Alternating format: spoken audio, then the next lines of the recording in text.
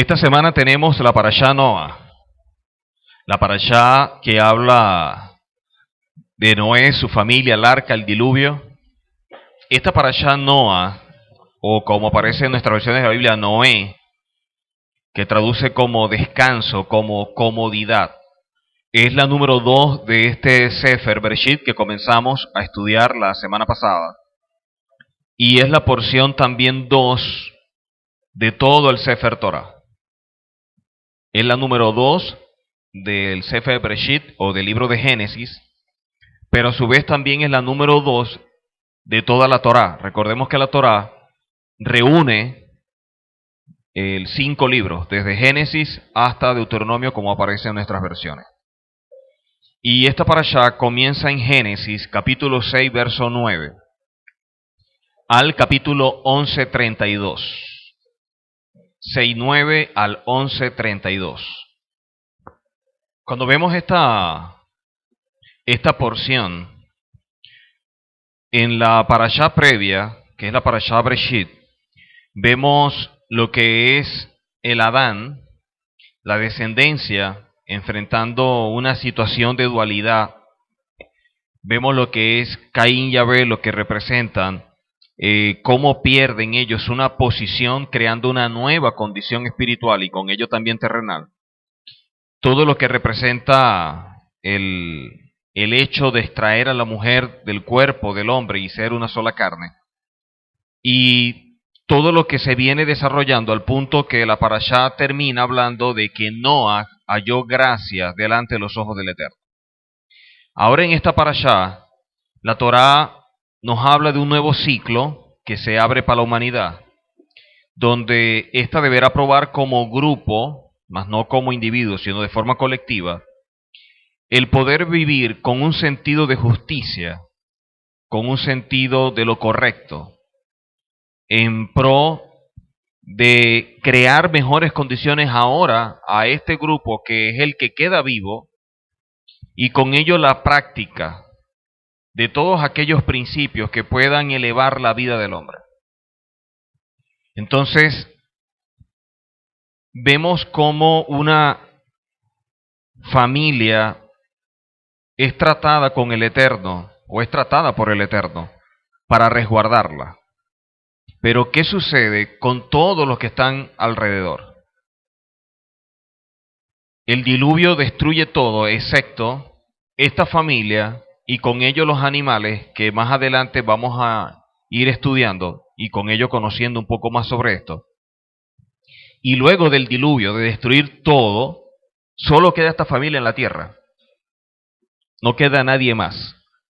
¿Qué se espera? ¿Qué se espera de esta familia que, siendo protegida por el Eterno, guardada por el Eterno, son los únicos sobrevivientes en toda la tierra? ¿Qué pudiéramos esperar de estas personas, y específicamente de Noa, que es con quien tiene el Eterno trato y le da todas las instrucciones para construir la Tebá, o lo que conocemos como el arca, que no es un barco para navegar ni nada, sino un sitio donde puedan ser resguardados del agua? No está construyendo un barco para transitar ni nada, simplemente un lugar donde el agua no los afectara y murieran con el diluvio. ¿Qué se esperaría de ellos? ¿Qué pudiéramos sacar como parte de la interpretación a este evento? ¿Qué se puede esperar de nosotros? Coloquémonos en el lugar de Noa. La única forma de poder entender la vida de alguien y de esta manera, entre comillas, poder señalar sus actitudes es colocándonos en el lugar de esa persona. Verlo de este lado sería muy subjetivo. Pero si nos colocamos del lado de él, pensemos por un momento, ¿qué esperaría el Eterno de nosotros? Luego de este evento de resguardo, de protección, donde evidentemente se da este acto tan milagroso como lo es el diluvio, porque nunca había llovido, y ahora vemos entonces que salen y son los únicos sobrevivientes. Un comentarista, Abarbanel, dice que el relato del diluvio nos cuenta que hay perversión en la humanidad y que el hombre desatendía por completo su dimensión espiritual. Ellos se encaminaron en pos de su cuerpo y sus tendencias materialistas, abandonando las necesidades de su espíritu, y por eso lo sucedido. Quiere decir que cayeron en un nivel tan bajo que el Eterno quiso volver a comenzar todo, empezar desde cero nuevamente. Ya no con una pareja como Adán, pero ahora con esta nueva familia que se le da la oportunidad de ser los que se encarguen de poblar toda la tierra. Cuando vemos nosotros, y con ello dar respuesta a la pregunta que formulaba, el relato del diluvio, dicen los comentaristas, que nos enseñan dos cosas. En primer lugar, que siempre van a existir individuos o personas que van a atender el pedido del cielo de hacer cosas producto de la voluntad del Eterno, y a través de ello, con la práctica, poder mostrar qué es lo correcto. Tenemos un compromiso con nosotros mismos, pero de alguna forma también tenemos un compromiso con el entorno, por lo que somos. Segundo lugar, siempre habrá una continuidad basada en hombres que luchan por perpetuar la herencia espiritual recibida por tradición. La Torá enfatiza también una lección moral, ya que el hombre es responsable por el mundo y las acciones de él pueden hacer que el mundo pueda preservarse o pueda destruirse. Cuando vemos esta parashá, llama poderosamente la atención por dos cosas cuando comienza. Una, dice, estos son los descendientes de Noa. Léanlo ahí en Génesis 6:9. Estos son los descendientes de Noa. Estos son los descendientes de Noa. Pero ¿qué es lo que destaca o qué es lo que dice? ¿Menciona a los descendientes o qué es lo que dice? Empieza a hablar de quién es Noa. Primero dice, estos son los descendientes de Noa. Se espera que hable de sus hijos y los hijos de sus hijos y todo esto. Sin embargo, luego que menciona los descendientes de Noa, habla. Noa era Ish Tamid, un sadik, o Ish Sadik Tamid, un hombre justo y correcto. Otros pudieran traducirlo como perfecto. Ish, de hombre, Sadik, de justo, Tamid, de perfecto, de correcto. Pero lo curioso es que dice que él es un hombre que es un Sadik y a la vez también Tamid, pero entre sus contemporáneos, o sea, en su generación. ¿Qué sucedería si Noa hubiera estado en otra generación? Generación de Abraham, generación de Moshe. ¿Qué hubiera pasado? Rashi dice que Noa hubiera sido uno más del grupo, que Noa no hubiera sido visto como alguien grande. Más o menos es parecido a lo que dice el refrán. En el mundo de los ciegos, ¿quién es rey? El tuerto. Pero no significa que el tuerto sea perfecto, sino que en comparación con los que le rodean, él es lo mejorcito. Entonces no es que Noa fuera un gran hombre, sino que le tocó vivir en una generación con un nivel tan bajo que era lo mejor de su tiempo. Pero Noa, estando en otra generación, en otro lugar y en otras condiciones, de pronto no sería relevante.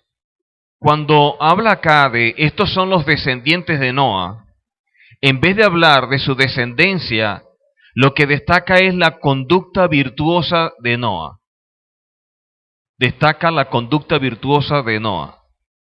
De ello, entonces, los sabios infieren que cuando hablamos de descendencia o hablamos de legado, Lo que mejor podemos dar o lo que más se aprecia como legado o herencia son los actos, son todas aquellas acciones que nosotros realizamos, son los que dejan un legado. Por eso cuando hablan de los descendientes de Noa, el punto que destaca no son sus hijos, sino su conducta, su actitud, cómo se comportó Noa. Y allí es donde vamos a empezar a ver que por un lado, a pesar de que es un hombre que halló gracia delante de los ojos del Eterno porque no se corrompía o no se llegó a corromper, sin embargo, no era lo mejor. Y entonces volveríamos a la pregunta que hice al principio. ¿Qué esperaría el Eterno de nosotros si nos tocara ser ese Noah? Si nos dan la misión de poder resguardarnos y con ellos también animales, dependiendo de la especie y la cantidad, pero también con ello poder salvar a otros para que se salven. Entonces la visión sería, uno, ¿qué hizo que el diluvio surgiera? Y dos, ¿qué vio el Eterno en nosotros para guardarnos? ¿Qué hizo que el diluvio surgiera? Y por otro lado, ¿qué hizo entonces que nos guardara? En este caso a Noa. ¿Qué hizo Noa para poder ser guardado? De primero, pudiéramos decir que Noa no era una persona que dentro de lo que conocemos nosotros como la historia de nuestro pueblo fuera alguien tan destacado. De hecho, se le critica, y muchos rabinos son muy fuertes en ese sentido, porque no tuvo la capacidad de salvar a nadie, simplemente a los que estaban con él. Y eso hace que no tenga mayores méritos. Cuando vemos nosotros la historia de nuestro pueblo, uno de nuestros deberes es poder salvar a todo aquel que está cerca de nosotros. Tenemos una corresponsabilidad. Poder ayudar que otro pueda mantenerse firme, que pueda guardar su vida, que pueda caminar conforme a la Torah y de esta manera agradar al Eterno. Ahora, ¿cómo lo pueden hacer? ¿Lo harían a través de lo que nosotros decimos o lo harían a través de lo que nosotros hacemos? ¿Qué cosa da mejor ejemplo? ¿Qué es lo que pudiera ser una directriz clara? El accionar. Imagínense que estaríamos hablando de obediencia. ¿Cuánto aprende usted de obedecer a la hora de lo que yo enseño o de lo que yo hago? ¿Qué dejaría más marca? ¿Qué es lo que dejaría realmente como una enseñanza para su vida? ¿Lo que diría de la obediencia o lo que yo haría al obedecer? Cuando nosotros empezamos a ver la vida de un sádic, se espera que de un sádic deje como una especie de legado, como una especie de herencia. Y muchas veces las palabras se mantienen, como la especie de los eslogan y todo esto, ¿no? Ciertas expresiones que marcan como que un antes y un después. Una pequeña expresión que pudo haber dicho en un momento dado queda para la historia. Pero, ¿cuánto no nos deja en nuestra vida la acción del hombre? El ser humano posee lo que conocemos como nefesh o alma y posee lo que conocemos como neshama o como hombre interior. Este hombre que vive en este plano terrenal, que viene a ser su realidad, está sujeto a todo lo que como factor externo pudiera influenciar su vida. Pero por encima de eso, hay un plano espiritual que viene a ser la verdad, que determina realmente lo que somos, o lo que deberíamos hacer. En función de esto, hay una palabra a través de la Torá que nos es impartida. La Torá impacta nuestra vida. Pudiera transformarse en algo intelectual o pudiera transformarse en una revelación. La Torá nos es impartida, nosotros tenemos un nefesh y un neshama. Pudiera ser algo intelectual que se aloje en nuestro nefesh y se transforme simplemente en un conocimiento, o pudiera ser parte de una revelación que impacte nuestro neshama y se transforme en un comportamiento. Mientras que esto nos lleva a un conocimiento, esto nos lleva a un comportamiento. ¿Cuál es la diferencia entre uno y otro? ¿Qué es lo que lo hace diferente? El conocimiento es algo que queda alojado en nuestro intelecto y no necesariamente estoy comprometido con ello, pero lo conozco. O sea, me hace estar consciente de algo, mas no significa que vive conforme a ello. Pero cuando la palabra entra en nuestro neshama y se transforma en una revelación, y con ello un comportamiento, ¿qué es lo que estamos viendo? Entonces estamos viendo acciones, y las acciones son el reflejo de la obediencia. La diferencia entre uno y otro pudiera ser el hecho de obedecer, y con la obediencia, las acciones. Lo que marca la diferencia entre uno y otro es el obedecer. Y con ello, a través de la obediencia, acciones. En una oportunidad, el Mesías hablando enseña sobre alguien que envía a hacer una tarea. Una persona dijo que no lo iba a hacer. El otro dijo que sí la iba a hacer. ¿Qué es lo que de inmediato dieron a conocer? Sus palabras. Yo lo hago. El otro, yo no lo hago. Pero luego, el que dijo que lo iba a hacer, no lo hizo. Y el que dijo que lo iba a hacer, no lo hizo. Y el que dijo que no lo iba a hacer, sí lo hizo. Cuando llega este hombre, ve esto y pregunta, ¿quién fue el que hizo lo correcto? ¿Quién hizo lo apropiado? El que accionó. Quiere decir que en nuestra vida, nuestras acciones dicen más que nuestras palabras. De nada vale que yo hable de obedecer si mis acciones no reflejan eso. De nada vale poder tratar ciertos temas que mis acciones no van acorde al tema que se pudiera estar impartiendo. La Torá, como manual de instrucción, no tiene como objetivo llenarnos de conocimiento. Tiene como objetivo darnos una vida y una vida comprometida o con compromiso. Y en ese particular, no es simplemente estar consciente de lo que el Señor espera, sino vivir de acuerdo a ello. Y ahí es donde está la gran diferencia. Si el Eterno le había dicho a Noah lo del diluvio y todo esto, y halló gracia delante de los ojos del Eterno, se esperaba, viéndolo de forma práctica, se esperaba que su conducta, su comportamiento fuera acorde a lo que hizo el Eterno por él, preservar su vida. Si el Eterno preserva nuestra vida, si el Eterno preserva nuestra vida, ¿de qué manera nosotros pudiéramos vamos a decirlo de esta forma, cómo pagarle? ¿Cómo retribuir ese favor? ¿De qué manera se haría? La primera acción tuvo que haber sido una acción que le diera a todos los que estaban alrededor que se salvaron, lo que representa una elevación espiritual, lo que representa el compromiso, la gratitud hacia aquel que los libró de la muerte. ¿Cuál fue la actitud de Noah? Se embriagó. En vez de buscar hacer las cosas de forma correcta dentro de un plano espiritual, lo que hizo fue más bien hacer lo incorrecto dentro de un plano terrenal. Cuando estamos en ciertas condiciones, pareciera que fuéramos más responsables que en otras condiciones. Pareciera que los factores externos pudieran a veces definirnos.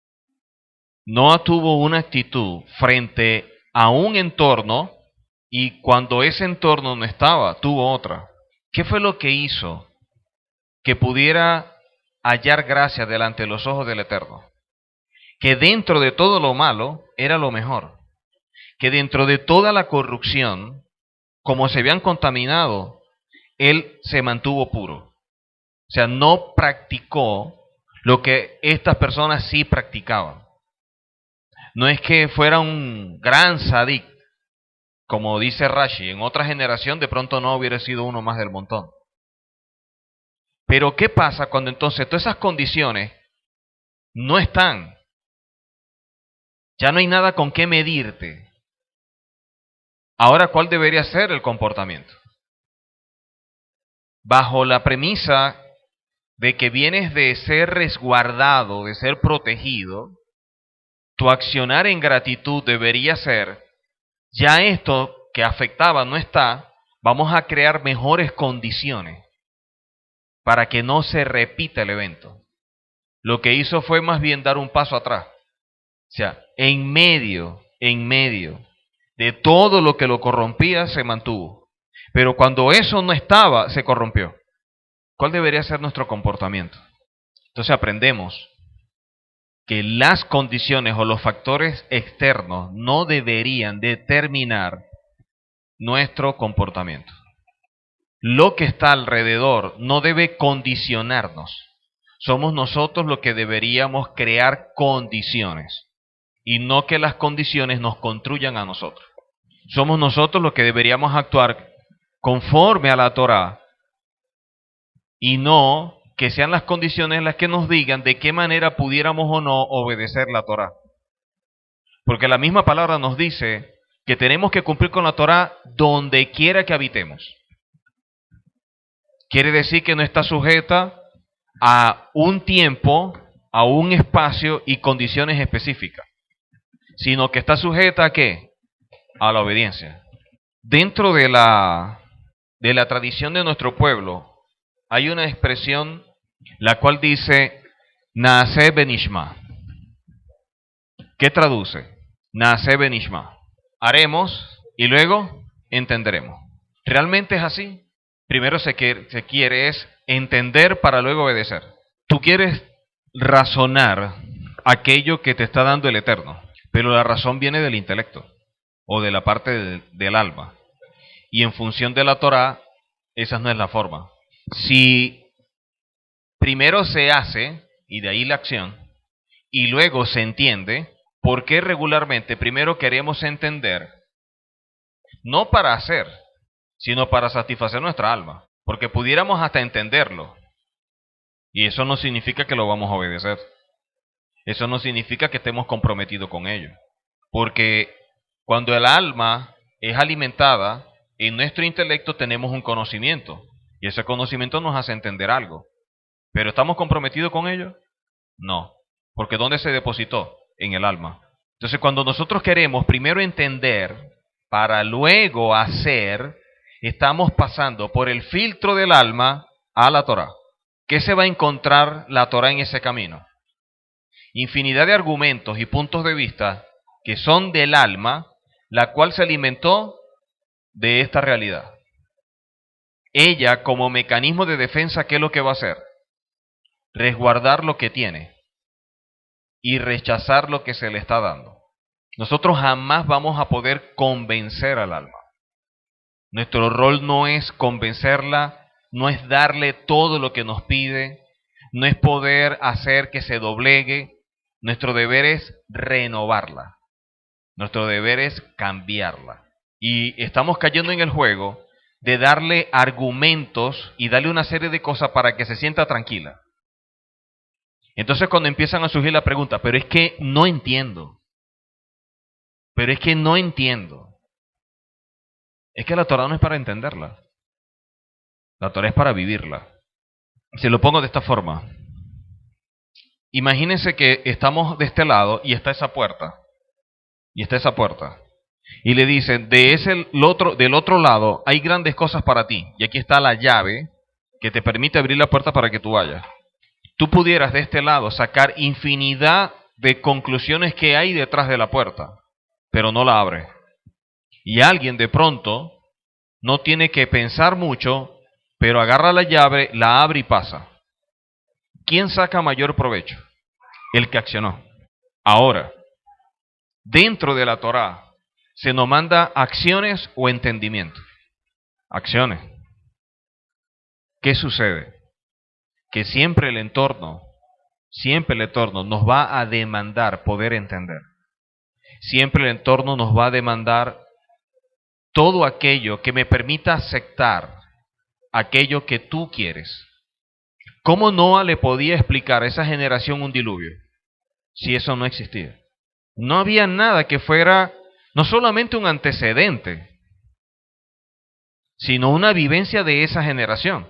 Porque podía haber un antecedente hace 200 años, pero esa generación no lo vio. Sería confiar ahora en la palabra de él. Pero ¿qué sucede cuando esa generación ignora por completo lo que él está pidiendo? ¿Por qué toda esa gente no aceptó lo que se le ofreció? Que cayera algo del cielo para ellos es una locura. Quedar a merced de confiar en un hombre, en lo que estaba diciendo, y que lo que estaba diciendo era una locura, porque primero nunca había pasado, y lo que dice que va a pasar, de verdad, ¿cómo? Si no hay una referencia. El tiempo desde que se le dijo a Noé el diluvio hasta que construyó el arca, 120 años. Imagínense que usted le diga, va a pasar algo, y pasa un mes, 6 meses, un año. ¿Qué piensa usted? Se equivocó, pasan 5, pasa 10, pasan 20 años, pasan 50 años. 120 años para construir el arca. ¿Qué persona se estaría preocupando por eso? Sin embargo, se le demandó no solamente construirla, sino promocionarlo. O sea, este es el lugar donde vamos a estar refugiados porque va a pasar tal evento y aquí no va a quedar nada. Porque cuando vemos nosotros la escritura, nos damos cuenta de que siempre esas demandas dadas por el Eterno, muchas veces el asunto no era específicamente cómo hacerlo para ti, sino cómo hacerlo en función de otro. Te lo pongo de esta manera. Que el Eterno te demande a ti beberte el vaso de agua. ¿Tendrías algún problema? Ahora convence a todos los demás que se lo tienen que beber. ¿Tendrías algún problema? ¿Cómo hacer para que aquello que el Eterno te ha revelado, otros lo entiendan? Piense por un momento en su vida, en su trayecto conforme a la Torá. ¿Qué cosas el Eterno pudo demandarle o le reveló que fueron una locura, pero que las hizo? ¿Qué cosas de pronto te reveló el Eterno que a tu juicio, de acuerdo a tu punto de vista, te pudo parecer una locura, pero igualmente obedeciste y lo hiciste? Y luego de eso, ¿cuáles fueron las consecuencias? ¿Qué trajo como resultado esa obediencia? ¿Te fortaleció o te debilitó? ¿Qué hizo en tu vida? Ok, ahora, eso que tú dices que a tu juicio puede ser una pequeña locura y que te fue revelada a ti y en función de eso tú actuaste y viste luego el resultado de eso para tu juicio para bien y que te ayuda en lo que tú estás diciendo. Mayor confianza, mayor intimidad, una relación mejor con el Eterno. Los que están alrededor de ti, ¿cómo lo verían o cómo lo vieron? En medio de grandes conflictos, en medio de condiciones desfavorables, donde todo el entorno es contrario, el Eterno su voz es más fuerte. Noah oyó la voz del Eterno en medio de unas condiciones que eran lo peor. Pero cuando todo quedó destruido y ya no había ese factor externo en contra, esa voz no es tan fuerte. No es lo mismo que yo tenga que hablarte a ti y tengas a los lados personas que también estén hablando, a que yo tenga que hablarte a ti y no haya nadie. Ahora que no había nadie, no era el Eterno quien tendría que buscar a Noah. Ahora era Noah quien tenía que buscar al Eterno. Ahí donde está el error. Que en vez de buscar ahora al Eterno, simplemente vio que todo cambió, se dio una oportunidad y se embriagó. Cuando vemos ese tipo de situaciones, como la de Noah y como la de muchos dentro de la Torá, una de las cosas que aprendemos es que dice la palabra que Noah era de esa forma en su generación. En su generación. Se enseña que la demanda a Abraham para su generación fue mucho mayor que lo que se le pidió a Noah. La demanda a Moshe en su generación fue mucho mayor que las previas. Esto nos indica que en la medida que nos acercamos a la redención, las demandas para nosotros van a ser mucho mayores que las demandas que fueron en tiempos antiguos. O sea, solamente podemos medir qué tan grande es algo en su generación. No podemos medir lo grande, lo difícil de algo fuera de su generación. Porque lo grande y lo conflictivo está dentro de ese marco referencial, de esas condiciones, de ese tiempo, de ese lugar. Lo que tenemos que enfrentar nosotros es totalmente diferente a lo que enfrentaron los antiguos. Ellos nos enfrentaron a todo lo que tenemos ahora nosotros, al alcance. O sea, ante la acción de un hombre, sea buena o sea mala, no pasaba del sector donde estaba. En cambio ahora, lo que usted hace no tiene límites. Lo que usted hace, usted deja de hacer, simplemente con que alguien lo coloca en uno de estos medios que existen en las redes sociales, y eso trasciende. Ya no es un impacto local, no es impacto pequeño. Estamos hablando de un impacto a lo grande. Si aquello que se reveló puede ser difícil a la hora de mostrarlo a los que están cercanos, ¿cómo lo miden los que están lejanos? Que hacia ellos tú no tienes alcance, que hacia ellos tú no tienes a lo mejor esa relación, ese contacto, que eso se pierde en la red. Tú no sabes hasta dónde llega, cuál es el alcance de eso que tú estás haciendo. ¿Y cómo haces para obedecer la voz del Eterno sin tener el cargo de conciencia que todos te señalen? Sentirte tranquilo cuando todos te acusan. Tener paz cuando la gente te mira de una forma que no es. El Pirkei Avot nos enseña que tú nunca puedes hacer de alguien blanco o negro hasta que tú no estés en su lugar. Yo no puedo decir algo en tu contra hasta no verme en tu condición. Ese es el deber ser. Sin embargo, ¿qué tan prácticos pudiéramos ser en eso? ¿Qué tan prácticos pudiéramos ser en el hecho de recibir una Torá y a veces tener conductas anti-Torá? Porque de la gente que no tiene Torá podemos esperar cualquier cosa. Señalamientos, acusaciones, juicio, de todo. Pero, ¿cómo lo ves o cómo lo asumes cuando las críticas o los señalamientos más fuertes pudieran ser de las personas que supuestamente tienen Torá? Es difícil, ¿no? Muchas veces el hecho de poder ver ese tipo de actitud o de conducta en medio de un entorno que debería ser más bien favorable a aquello que tú pudieras estar haciendo. Cuando tú debes tomar una decisión y esa decisión es algo que el Eterno te está mostrando, te está guiando, las personas que tienen Torá deberían ser los primeros que te impulsaran, que te motivaran por tener Torá como tú, a que aquello que se te da tú lo puedas lograr. Ese es el deber ser. Pero ¿qué sucede cuando en función de aquello que de pronto a ti se te ha revelado y que tú tienes que caminar en obediencia, las personas que tienen este conocimiento, en vez de ser tus aliados, se transforman en tus enemigos? Tenemos revelación realmente y un Neshama fortalecido, o simplemente estamos viendo gente llena de un conocimiento intelectual y este tipo de cosas entonces saca a flote lo que realmente es la persona. A veces ese tipo de situaciones son las que de pronto nosotros vemos que son las incomprensibles. Si tú eres una persona muy allegada a mí y sabes cómo yo soy, y yo tomo una decisión y crees que me conoces, tú deberías ser una de las primeras personas en decirme, yo lo apoyo. Porque me conoces, sabes que no estaría tomando una decisión X si no fuera dada por el Eterno y si no fuera bien establecida por Él, ¿o no? Sin embargo, muchas veces no es así.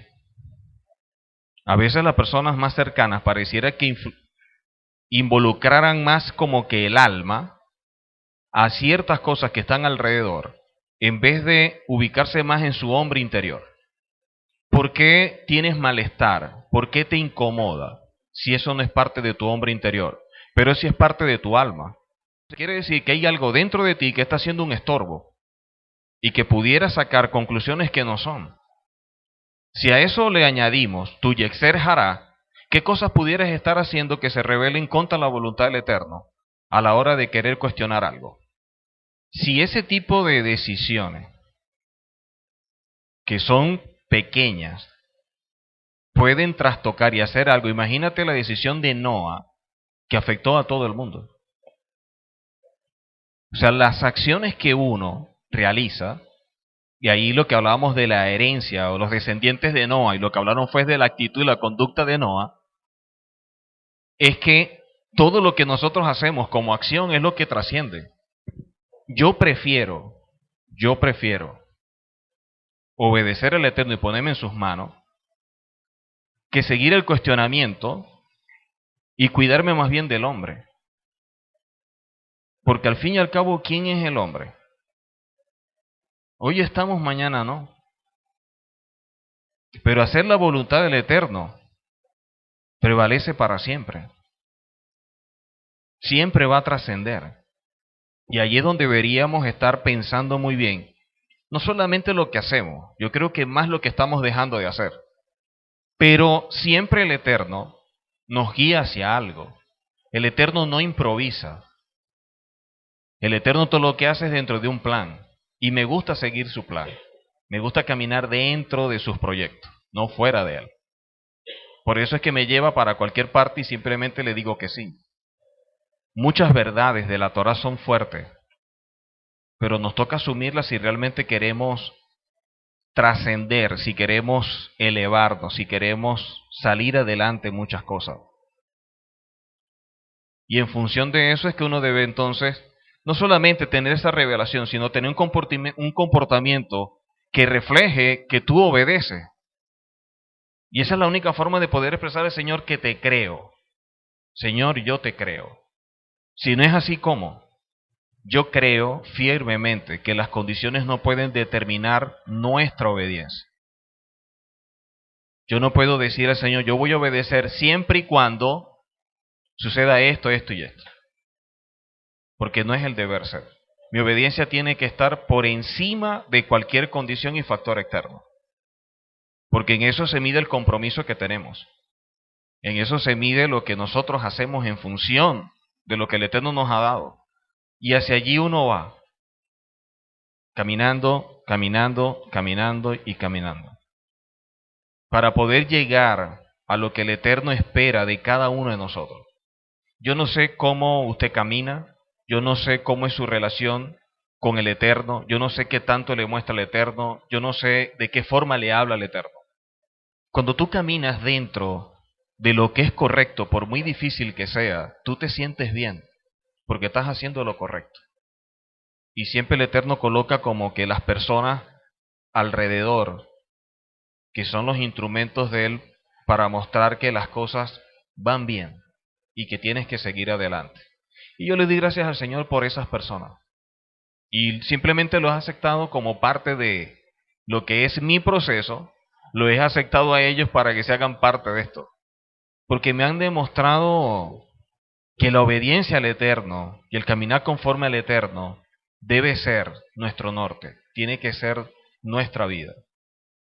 Y que más allá de cualquier situación, poder asumirla como debe ser, es lo que demuestra realmente si somos hijos del Eterno o no. Y ahí es donde se prueba nuestro carácter. ¿Qué tanto hacemos? ¿Qué tanta teoría tenemos o qué tanta revelación tenemos? Usted puede leer todo lo que usted quiere y memorizarlo. Hasta que usted no empiece a vivir lo que lee y a caminar conforme a la Torah va a ser imposible. La gente habla de obediencia y relación con el Eterno. Hasta que le demandan hacer algo, vamos a ver qué tan obedientes son. Esta expresión, Naseh Benishma, primero haremos y después entenderemos. Yo no sé cómo ha sido su experiencia con esa palabra, pero yo sí tengo la mía y es bastante larga.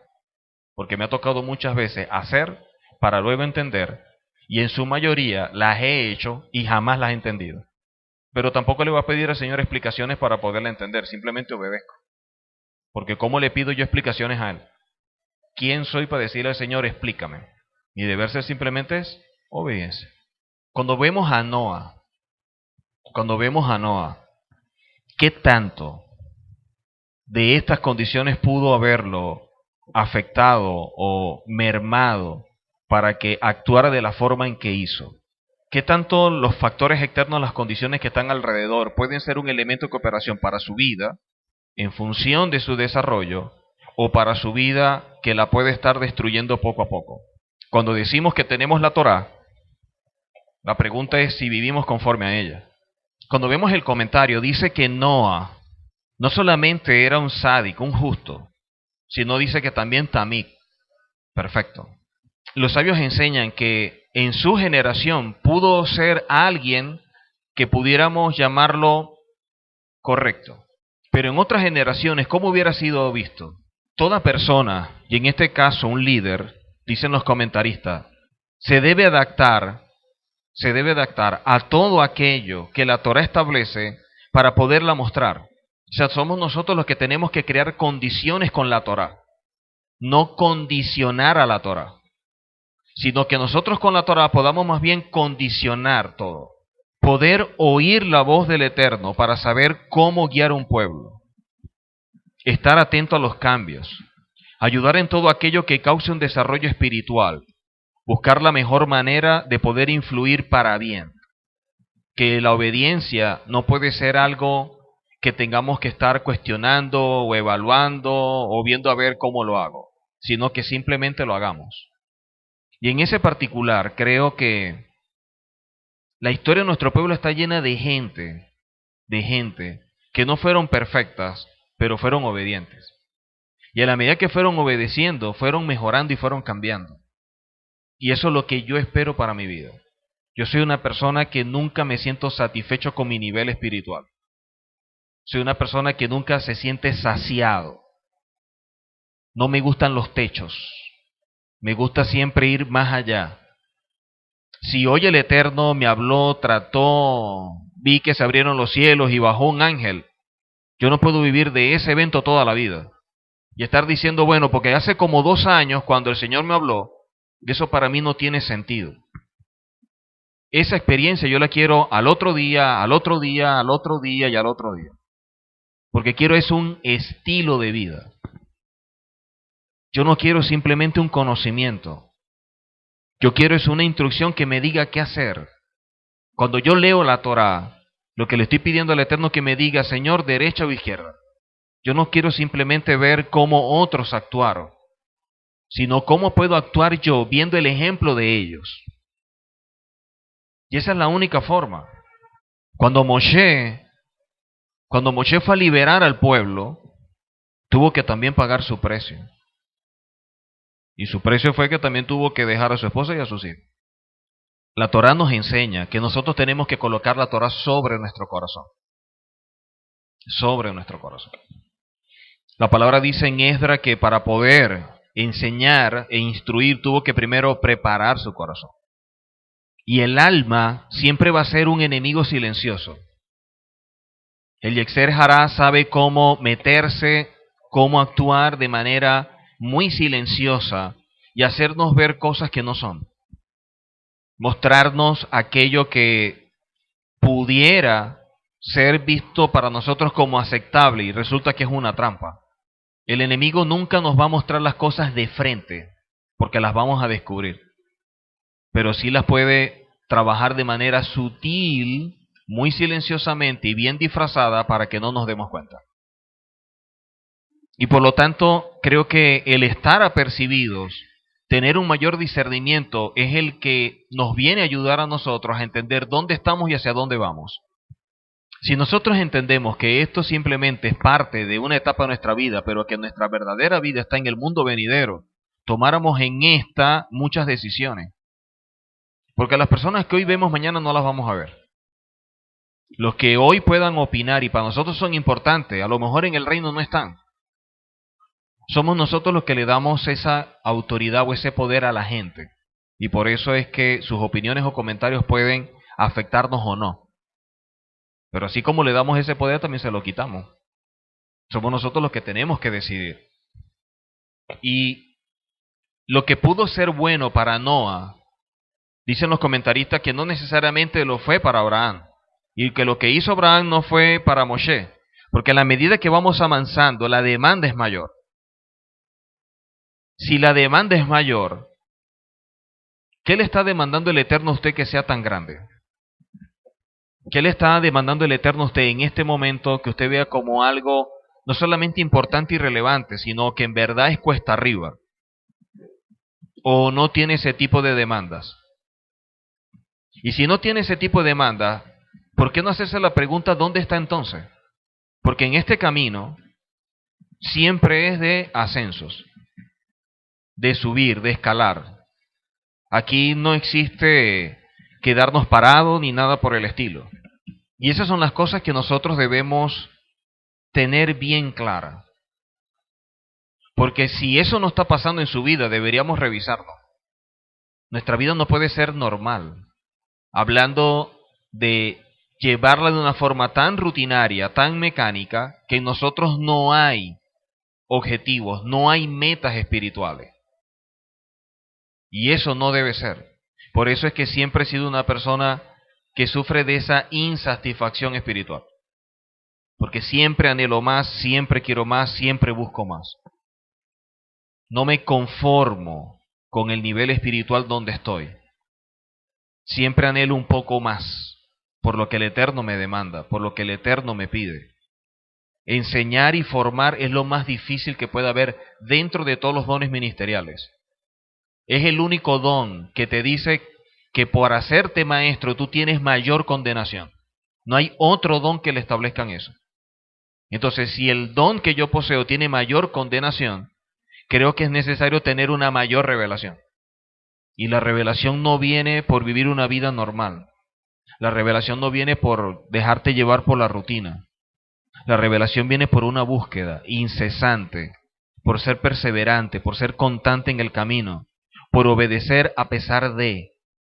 De nada vale decirle al Señor, muéstrame el camino para que luego me lo muestre y yo decirle, no, pero yo pensaba que era otra cosa. No, Señor, eso está muy duro, está muy fuerte. Poder caminar en la Torá, poder accionar en la Torá, conlleva que nosotros aprendamos a negarnos a nosotros mismos.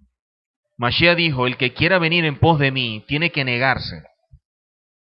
Y cuando nosotros actuamos de esa forma, lo que menos estamos haciendo es negarnos.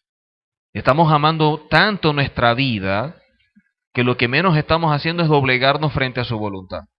¿Cuál fue la última vez que usted experimentó que el Eterno le habló, que el Eterno le dijo qué hacer? ¿Cuándo fue la última vez que usted tuvo esa experiencia con el Señor, que el Eterno le indicó, di esto, haz esto, habla esto? ¿Cuándo? ¿Cuándo fue ese momento de intimidad con el Señor que pudo palpar esa presencia del Señor en su vida? Para entender tantas cosas. Si no es así, debería estar preguntándose si está viviendo o está existiendo. Si no es así, debería estarse preguntando realmente quién es usted delante del Señor o cómo lo ve usted el Señor. Porque algo sucede. Abarbanel, basado en un midrash, dice que el Eterno le demandó a Noah algo que siempre se le demanda a toda generación.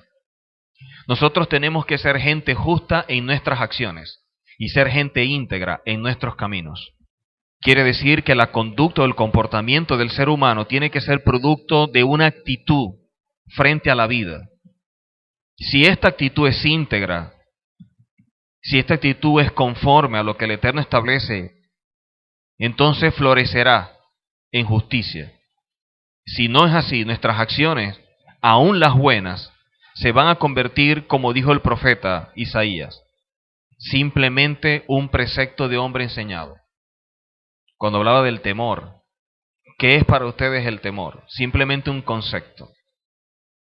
Cuando hay temor, cuando realmente sabemos lo que es el temor al Señor, somos muy cuidadosos con lo que decimos y con lo que hacemos. Porque hay temor. Parece que a veces se pierde ese temor. Tenemos una vida tan vacía espiritualmente, tan carente de revelación, que empezamos a caminar en esta realidad como mucha gente camina en el alma, y transformando nuestra vida en una forma prácticamente como dice Pablo, carnales. Porque si no somos guiados por el hombre interior, ¿quién es el que nos guía entonces?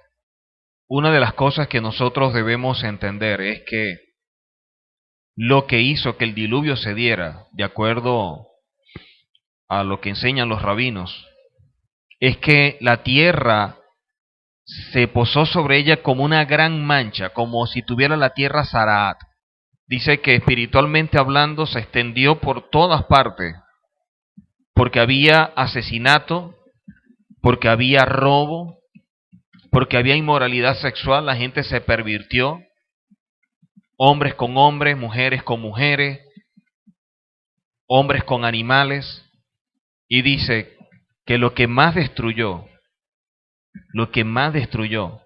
fue la Lashon Hara, la lengua maligna. Y creo que de eso deberíamos cuidarnos muchísimo.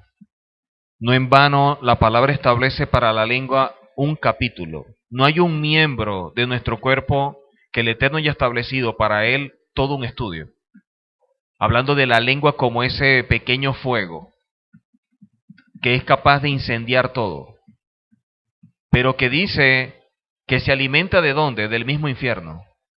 La Lashon Hara destruye tanto que aún aquellos que están cercanos y que son queridos muchas veces pagan las consecuencias. Lo vemos con el caso de Moisés, Aarón y Miriam. ¿Qué sucedió? Moisés como autoridad tomó una decisión y agarró una mujer cusita. ¿Qué hizo Aarón y Miriam? Hablaron en contra de Moisés. Cuestionaron a la mujer que tomó y empezaron a darle a la lengua. ¿En qué se transformó eso? En Zaraat sobre ella. Tuvo que ser sacada del campamento. No solamente fue sacada del campamento, estancó al campamento. El daño de uno puede afectar a muchos. El pueblo no avanzó esperando que una se pudiera curar. Sin embargo, el Eterno siempre clavó de Moshe cómo hablaba, mi siervo. Cuando hablaban en contra de Moisés, ¿qué decía el Eterno? Porque hablan en mi contra. Y en ese particular creo que una de las cosas que la gente no se cuida es con la Lashon Hara. El poder hablar, el poder decir cosas que no son. Esos juicios a priori que a veces la gente hace, las críticas, los señalamientos, las actitudes, a veces creo que no hay que decir tanto por la forma en que se actúa, lo dicen todo. Y en ese particular es algo que a veces se vive. Yo lo he vivido. Porque pareciera que a veces las decisiones que nosotros tomamos conforme a la Torá, guiados por el Eterno, pareciera que a otras personas los afecta tanto que se transforman en enemigos de uno. Si cumpliendo con la Torá ven a uno de esa manera, ¿cómo será si uno hiciera algo fuera de la Torá? Bueno, a lo mejor no, a lo mejor lo aplauden. A lo mejor eso sí les parece. ¿Qué trajo como resultado?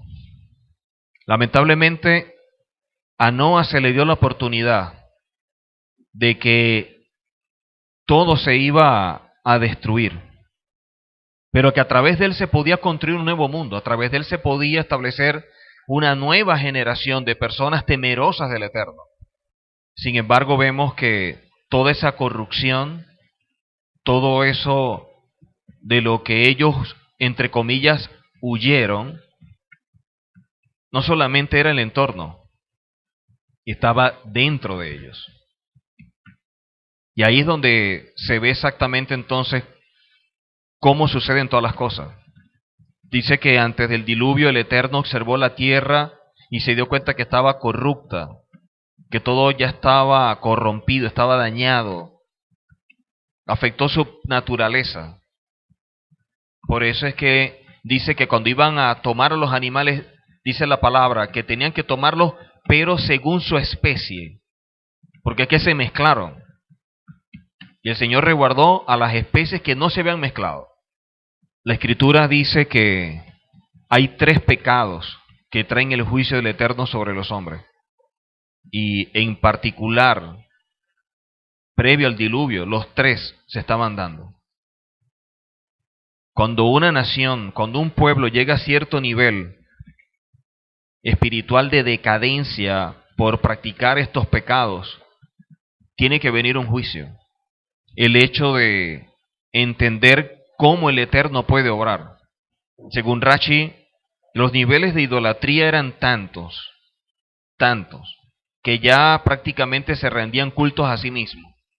No en vano la palabra en 1 Corintios 10:14 nos dice que tenemos que huir de la idolatría. Huir. Pero es verdad que el Eterno quiso destruirlo todo, pero también quiso resguardar a todo aquel que quería preservar su vida. El Eterno siempre da la oportunidad. Cuando nosotros vemos la rebelión de Coré, el Eterno dio oportunidad. ¿Y qué fue lo que dijo el Eterno? Que estaban actuando contra él, no contra la autoridad, contra él.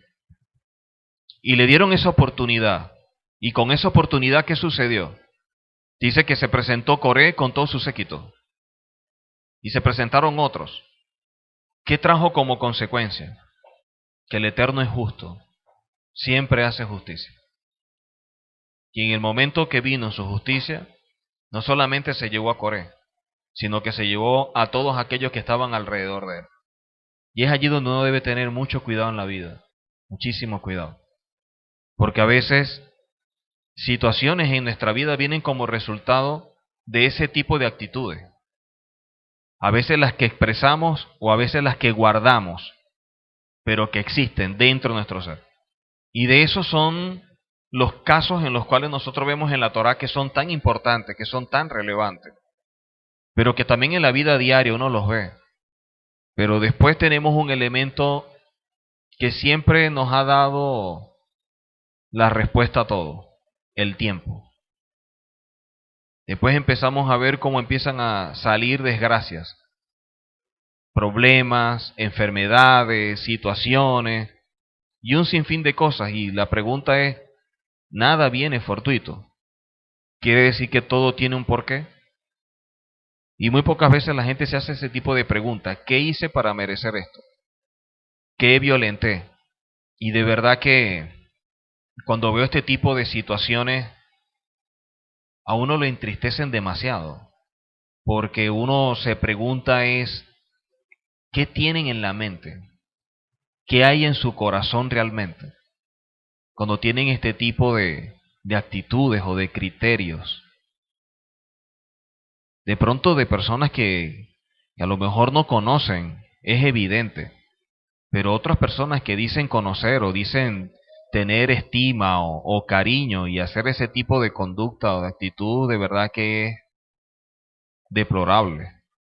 Y son las cosas que no entendemos y a lo mejor nunca las vamos a entender. Pero sí vamos a ver las consecuencias de sus actos. Y a veces son las cosas que uno quiere como que evitar. Que la gente se vaya por ese precipicio. Pero pareciera que la gente a veces tiene que aprender es con ese tipo de situaciones. Hay gente que aprende viendo, hay gente que aprende a través del estudio y toma decisiones, y hay gente que aprende con los golpes. Y nos toca decidirnos a nosotros de qué forma queremos aprender las cosas en la vida.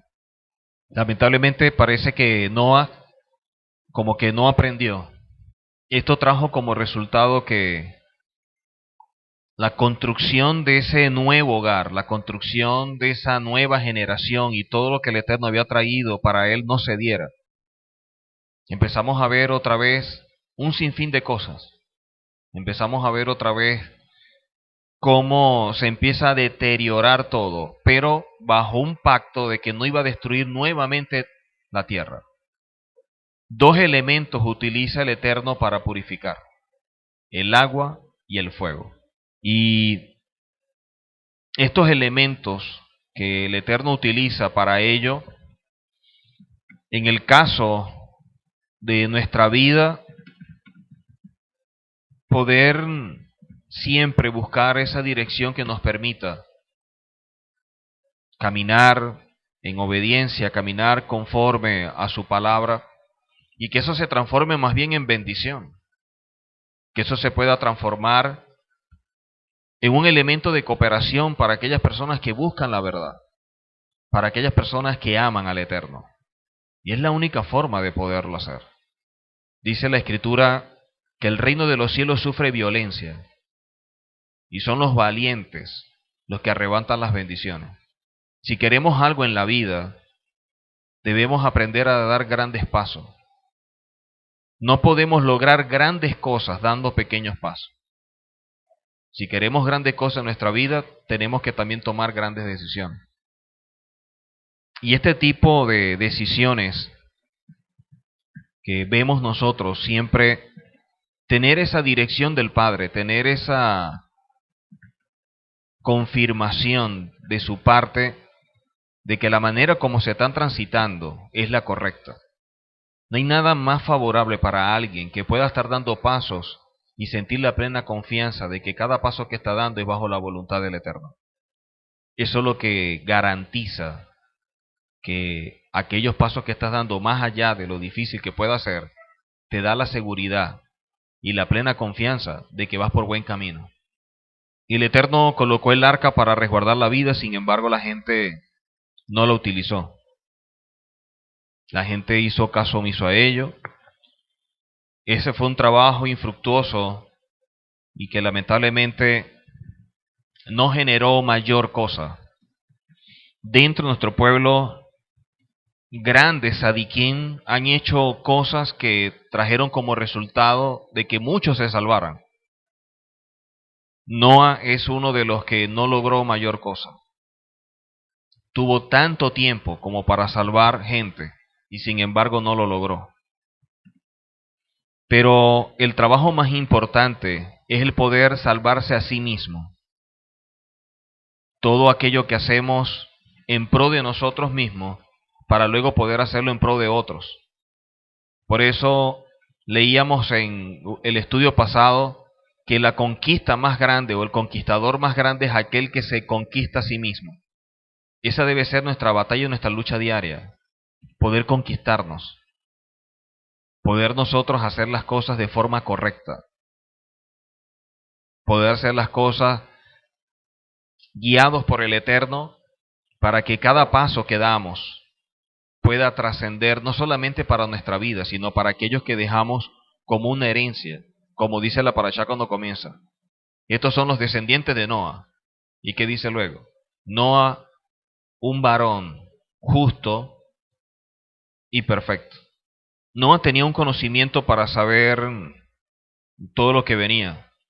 Dicen los sabios que si Noa hubiese salvado al menos a una persona más aparte de su familia, el egoísmo del hombre se hubiese ya disminuido o quizás ya corregido.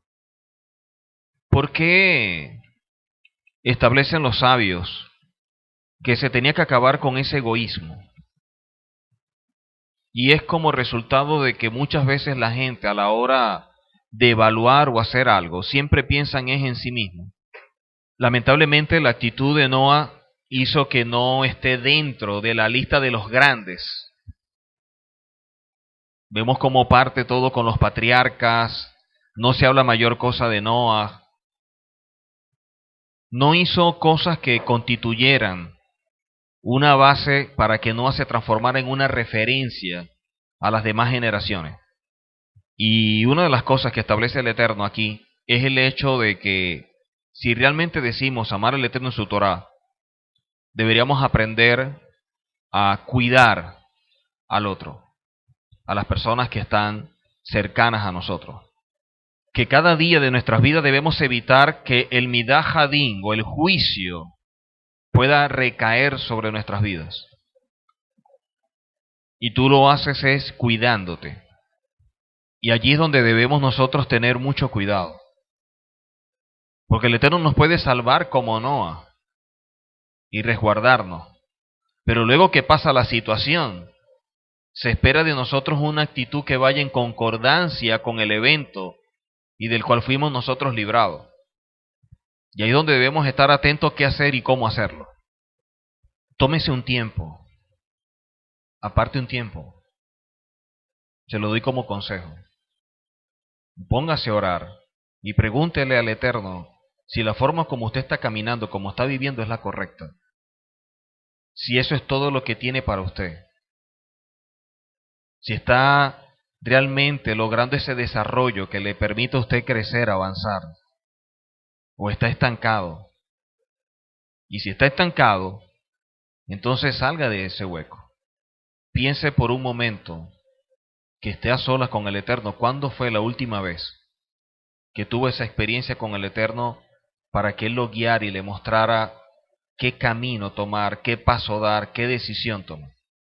Para que la vida no se transforme en esa rutina, en esa mecánica que lo envuelve y lo envuelve y lo envuelve. Y así como el pueblo estaba en Egipto antes de salir, que la congoja de espíritu es tan fuerte que no oían la voz del Eterno ni de la autoridad. Tanto trabajo hizo que no tuvieran tiempo para sentarse a buscar dirección del Padre. Aparte un tiempo y busque. Porque cuando el Eterno quiere tratar con nuestras vidas y quiere hablar, lo va a hacer de formas que usted ni se imagina. Gente con mucho conocimiento y sus vidas totalmente lejos del conocimiento que dicen tener. El conocimiento se ha transformado como una especie de trofeo a exhibir en vez de un estilo de vida. El conocimiento no se ha transformado en una posición de mayor humildad, sino más bien de orgullo y de soberbia. Y no debería ser.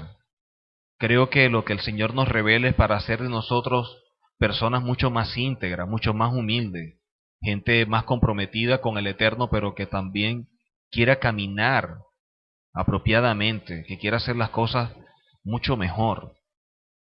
La Torá no es una lupa para ver la vida de otro, la Torá es un espejo para ver nuestras propias vidas. La Torá no es un martillo para golpear a otros. La Torá tiene que ser la herramienta, como esa espada de dos filos que yo puedo utilizar en mi vida para separar, para dividir mi alma de mi hombre interior.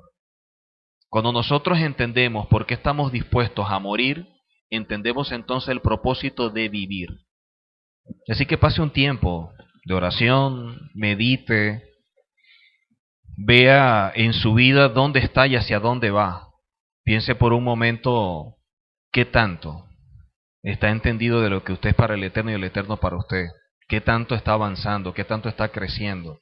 Que el Eterno pueda hacer de nosotros gente humilde, íntegra, gente correcta, cada vez más, y que la Torah siempre alumbre nuestros pasos. Que el Eterno nos guíe y nos guarde en todo, así como guió y guardó a su pueblo cuando salió de Egipto. Y que de esta forma podamos transitar y caminar conforme a la Torah y así poder ver días mejores.